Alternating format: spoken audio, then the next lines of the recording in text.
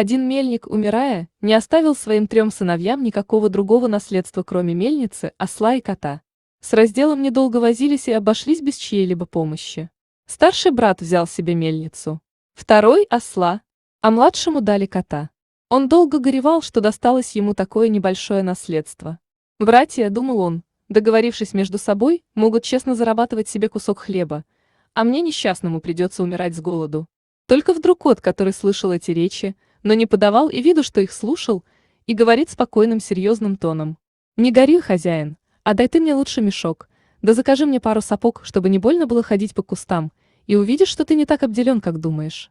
Хотя владелец кота и не слишком полагался на его обещания, однако, зная, какой он мастер разными хитрыми манерами ловить мышей, зная его ловкость, подумал, что, может быть, кот и в самом деле поможет ему в несчастье.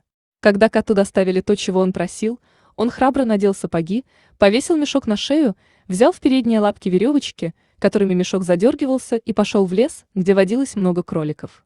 В мешок он положил отрубей и травки. Растянувшись как мертвый, кот ждал, чтобы какой-нибудь молодой кролик сунулся в мешок покушать брошенных туда приманок. Едва он улегся, как уже мог праздновать победу, молоденький кролик вскочил в мешок.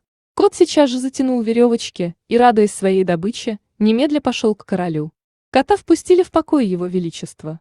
Войдя туда, он отвесил королю низкий поклон и сказал: «Вот, государь-кролик, господин маркиз Карабас, таким именем вздумалось коту украсить своего хозяина, поручил мне поднести вам этого кролика в подарок».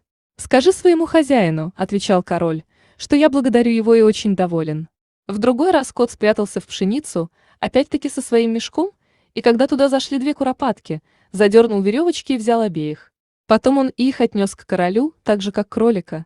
Король благосклонно принял и куропаток. Таким образом, кот 2 или 3 месяца носил королю дичь от имени своего хозяина. Только раз слышит он, что король собирается прокатиться по берегу реки с дочерью, самой хорошенькой принцессой на свете, и говорит кот хозяину: «Если хочешь послушаться моего совета, будешь счастлив навеки. Ступай купаться в таком-то месте, а об остальном не заботься». Маркиз Карабас послушался кота, хоть и не понимал, для чего это нужно. Только купается он, а король едет мимо. Вдруг кот как закричит: «Помогите, помогите! Господин маркиз Карабас тонет!» Король высунул на крик голову из кареты, узнав кота, который столько раз приносил ему дичь, приказал своим слугам скорее бежать на помощь господину маркизу Карабасу. Пока бедного маркиза вытаскивали из реки, кот подошел к карете и доложил королю, что в то время, как его хозяин купался, мошенники унесли его платье, хоть он кот и кричал «караул» изо всей силы. А плут сам же спрятал платье под большой камень.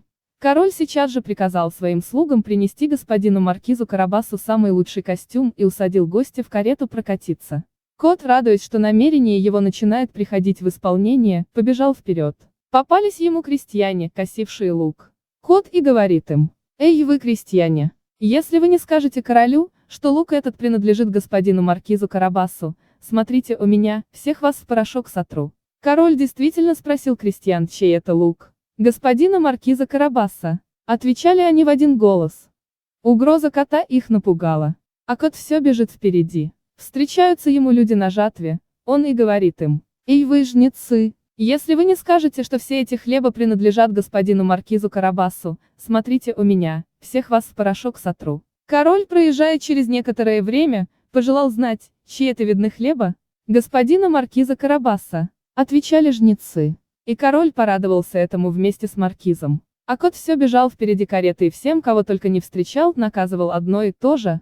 Король был изумлен громадностью состояния господина маркиза Карабаса. Наконец кот прибежал в прекрасный замок, принадлежавший людоеду, который обладал нигде не виданными богатствами. Кот, который имел осторожность предварительно навести справки о том, кто такой этот людоед и какие за ним водятся таланты, попросил позволения представиться ему, говоря, что он не смел пройти мимо замка, не явившись к нему на поклон. Людоед принял его так вежливо, как только людоед может, и пригласил садиться. «Говорят, — сказал ему кот, — что вы умеете превращаться в разных зверей, что вы можете, например, стать львом или слоном». «Это правда, — басом отвечал людоед. — Сейчас я тебе покажу». Кот так испугался, видя перед собой льва, что сейчас же забежал на крышу, не без труда и не без опасности, по причине своих сапог, ведь в сапогах очень неудобно ходить по черепице. Когда людоед принял человеческий образ, кот спустился с крыши и признался, что он был в большом страхе. «Говорят еще, — заговорил опять кот, Но уж этому я не верю, будто бы вы умеете превращаться в самых маленьких зверьков, можете, например, стать крысой или мышью. Откровенно скажу вам, я считаю это невозможным. Невозможным! Закричал людоед, а вот увидишь. И в ту же минуту он превратился в мышь, которая забегала по полу. Кот как только ее увидел, так сейчас же бросился на нее и съел.